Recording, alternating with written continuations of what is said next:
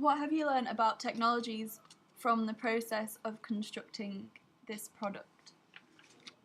The first technology we used was the digital SLR cameras and lighting. To construct our photo shoots, we used different backdrops in order to create the background images. And here are images using the lighting to construct an image of high resolution and high quality. Also using the digital SLR cameras, we use different settings such as portrait and distance shots. Also depending on the lighting, we use the flash, again to construct an image that was of high quality. These are all different photos throughout the photo shoot. Other platforms we used were Photoshop. On Photoshop, I inserted all my images, and for this one in particular, I changed the exposure for my front cover, as I initially thought there was too many orangey tones to it. One problem we had with Photoshop was that the images weren't cutting out correctly. To solve this, we zoomed in and used the Magic Wand tool, and this solved the problems, especially around the hairlines of the two models in the photos.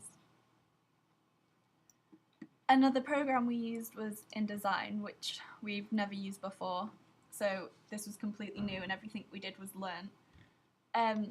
To construct the double page spread, we used wrap text, so we highlighted all our text and we framed it around the images, like here.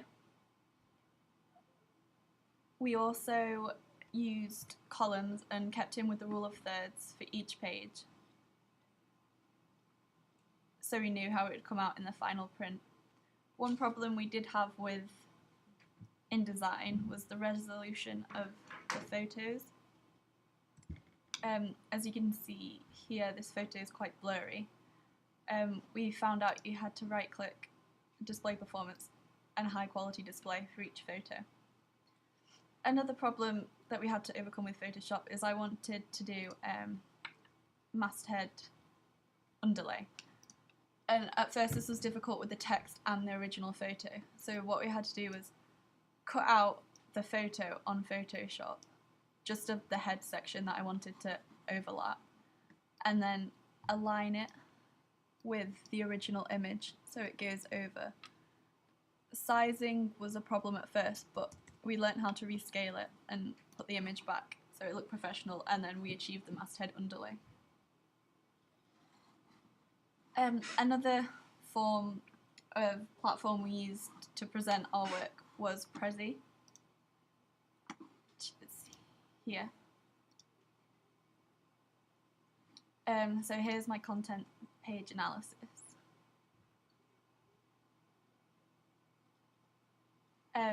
To put them into our student blogs, we embedded them, so we used an embedding code, which we learnt how to do. And we also, for Prezi, we had to learn how to create the pathway, how to insert images and present the work as a map and a whole, and learn how to go through the pathway. So here's the pathway along the side. You had to learn how to edit the pathway. One problem we found with this was often if you added a new feature in, so if you inserted another layout, the pathway of that would go to the bottom. So it took a lot of rearranging in order to keep it fluid, like so. Also, what was quite concerning was the fluidity of the presentation. Sometimes we found skipping from thing to thing really fast, created quite a sickly motion, so we had to learn how to do it in quite an organised and simplistic manner.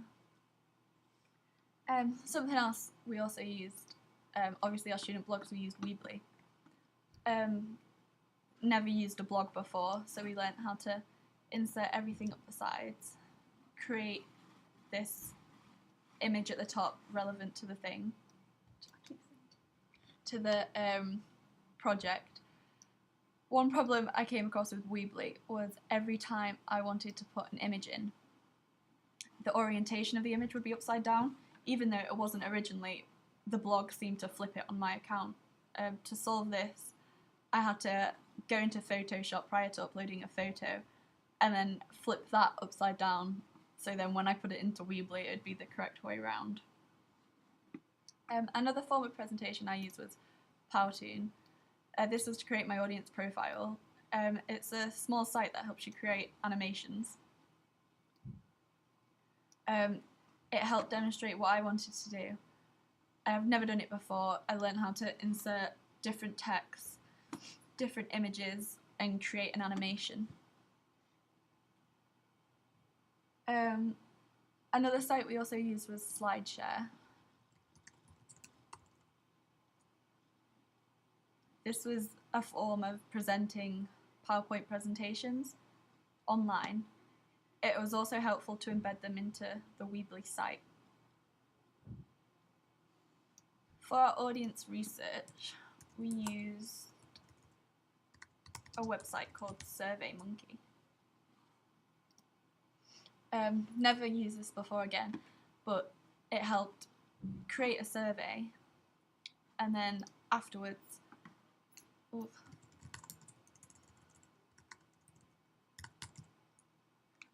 the survey, it condensed it and put it into a graph and finalised your results. So here are the two surveys I created, so we can see the responses. We had 20 and 32. It gave us the option to analyse the results we got. So we had summary, design, responses, and here is a summary of all of them. We could look at the data trends and individual responses. So from each person, although most of them did remain anonymous, if a web link was used. Finally, to help with some of the evaluation questions, we used Adobe Premiere Pro. Here we filmed on a blue screen and overlaid a video of me just talking through my magazine, and to do this we had to overlay the two. So we put video one and then a magazine here. And then it allowed us to demonstrate clearly what we were doing, what we wanted to achieve, and create a nice presentation. I think that's everything we've used. Can't stop.